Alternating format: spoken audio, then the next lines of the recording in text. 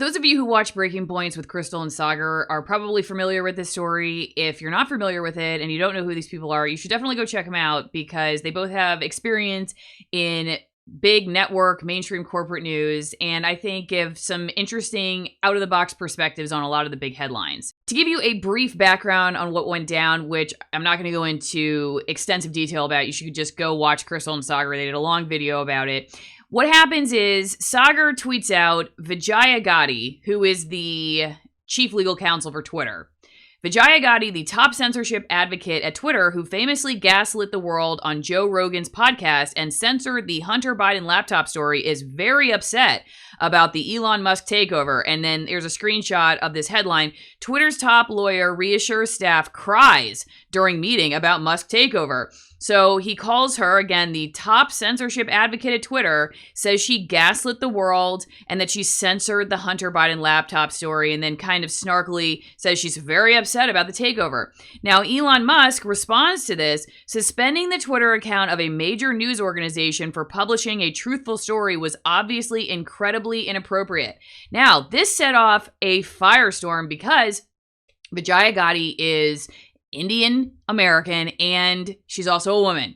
And so even though Saagar is also Indian, of Indian descent, this turned into apparently a racist jab, and she's a woman, so was it sexist? You know, there were all these questions, and the Washington Post writes an article about this and then says that Elon Musk is amplifying tweets that are targeting Twitter employees, and it just turned into this big mess. Now, there are two key points that I think are really important to discuss as it relates to this incident. And the first, I'm going to let Saagar tell you about, and this is what happened with the Washington Post reporter reaching out to their Breaking Points producer, and then what they end up writing is Saagar had no comment. So what really pissed me off, though, Crystal, was not just the framing of this, was inside of the article, they wrote, and they've since updated it, they said, Enjeti did not immediately respond for a request to comment. And so I'm literally just spending my Wednesday morning, I came back from the gym, it's like 7:30 or whatever, I'm like scrolling, and I said, whoa, I've never been, nobody's contacted me. I checked my Instagram, I checked my email, I checked my phone, nothing. So then I called our producer, James, and here's what James tells me. Let's go ahead and put this up there on the screen. This Washington Post lady emails James, not even me, at 2:06 a.m. And she says, here, hi there. We are quickly writing up his tweets tonight about Vijaya Gadde with the peg that Musk is piling on. Some questions. Here are questions. Listen to this. Does he have any concern that mentioning a specific Twitter executive could result in attacks on that exec? What are the responsibilities here? For example, one of the commenters made racist tweets against Gadde, and others said she should be fired. Number two, what does he hope to accomplish by calling out Gadde and getting Elon involved? So there's a lot going on. So much. Number one, everybody in this town has my phone number, including half of the people who work at her newspaper. Yes. It's not that hard to find. By the way, please don't call me randomly, but it's really not that difficult. I was a reporter. I know a lot of the people here. She could easily have gotten it, and many of her colleagues have contacted me and have spoken to me many times in the past. Number two, emailing somebody for comment at 2:06 a.m. Eastern time is complete BS. And what time did they go live with the story? They went live with the story late, like 6 a.m. Eastern time. By the way, later. I'm awake. You could call. I was literally awake. I got up at 5 that day in order to go work out. You could have called me. I would have given you a comment. I would have been happy to do so. I'm actually pretty accessible whenever people write about breaking points. So 7 hours after Elon Musk replied to me, they contact me for the story. The reason I chose this out of the basically near 20-minute video that Crystal and Saagar did about this incident is because I think more than anything, what I've tried to get across to people who watch my channel is that the way the sausage is made and presented as sort of this culinary masterpiece is really like a fast food operation, and the news cycle is one where it's like, if we write you and you don't write us back within the next hour or two, you just gave us no comment and we're just moving on. And I've told a story about how we did this story back when I was in TV news about a doctor who the Department of Health had said was experimenting on his patients. And they put out this press release and we just ran with it at like 10 o'clock at night. And there was no way the doctor was going to get back to us at 10 o'clock at night. And we still did the story anyway. We should have waited until we heard from the doctor. We should have put off the story. We shouldn't have just put it out there as if he just has no comment and makes it look like the guy doesn't want to respond. And eventually he did a couple days later do an interview with us when we could schedule some time. But, by then we've already totally defamed the guy. And listen, I participated in that, okay? I was a reporter on that. And when I look back on why I did that, it was basically because, number one, I just assumed the Department of Health was telling the truth about everything. I didn't really think critically enough about their bias and the way things work behind the scenes with these government regulatory agencies. And number two, because that's just the way it was. It's like, just get the news on, just get the news on, just get the news on. And that was just normal practice for us. And I just really hadn't sat back and thought much and never had a manager sit down and say, this is just wrong what we're doing. So the fact that like you just heard from Saagar that the Washington Post reached out at like 2 o'clock in the morning and to the producer, and then like a couple hours later you see a story that's like he just had no comment, when really it was just a matter of like he just hadn't gotten back to him yet, or it was a miscommunication between him and his producer. He just hadn't had the time, or whatever it was. It just, I think one of the things that I hope people take away is that we often, like when we were in the news business, we present ourselves as this authority. This is one of the things that bothers me the most about the news. I said before, hey, if they went on at 5 o'clock and they're like, thanks for watching the 5 o'clock news. This is what we could do with a couple of hours. So it's definitely not extensive or conclusive, and you should do your own research because we're missing a lot of important details.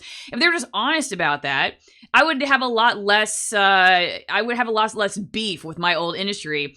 I think my problem is that we present ourselves as the expert, and then we also try to silence people outside of that institutionalized reporting schemata, which really is just, like I said, it's presented as if it's like this meal that we took 6 days to put together that's a top tier culinary delight, when really it's just a $2 cheeseburger at McDonald's. And we should just be more honest about it. And so this is how things are reported. Like, oh, we only had 2 hours, or we're going to do the story tomorrow, or we just got to get it out there. We couldn't get this fact. We couldn't talk to that person. This person called us back. That person didn't call us back. Were they the best person to talk? The one that called us back? Maybe not, but they called us back. So we'll take it. We'll take it. That's just the way it works. So I think that's important to see. The other big takeaway, I think, is nailed here by Robbie Soever Suave, as Bill Doris says you're supposed to pronounce his last name with reason, now also on the Hill, which is where Saagar and Crystal originally did their new media springboard into their own show, Breaking Points.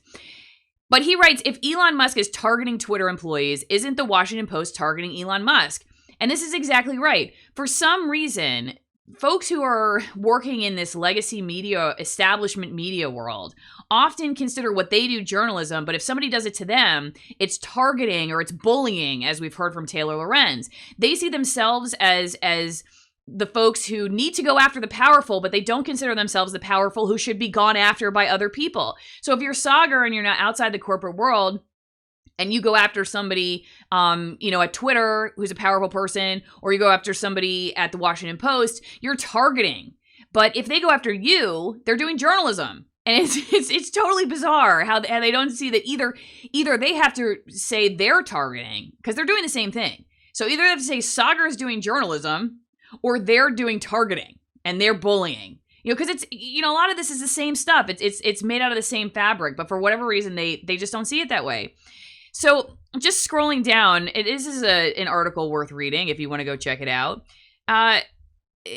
Essentially what Robbie says is that he calls it a bizarre line of reasoning, and I'm trying to find, oh yeah, here we go. Okay, this is a very bizarre line of reasoning. Musk did not pen any racist attacks on Gotti. He echoed an accurate criticism of Twitter policies for which he is directly responsible. Obviously, he is not at fault for nastier comments that come her way. And then he scrolls down to say that if Dwoskin, this is the reporter, and the Washington Post reject that analogy, this is what they are saying. When the media industry holds people to account, it's noble and justified.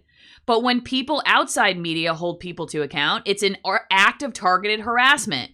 The media then insists these acts of targeted harassment, as they define it, are newsworthy, and the cycle repeats itself. I do think that it's what undergirds the call for censorship from these establishment press agencies because they see themselves just in this different category. So they don't see themselves as agents of misinformation or disinformation. So they're not scared when they say like you should be silencing voices that spread disinformation or applauding that we have a disinformation agency, underway with the federal government.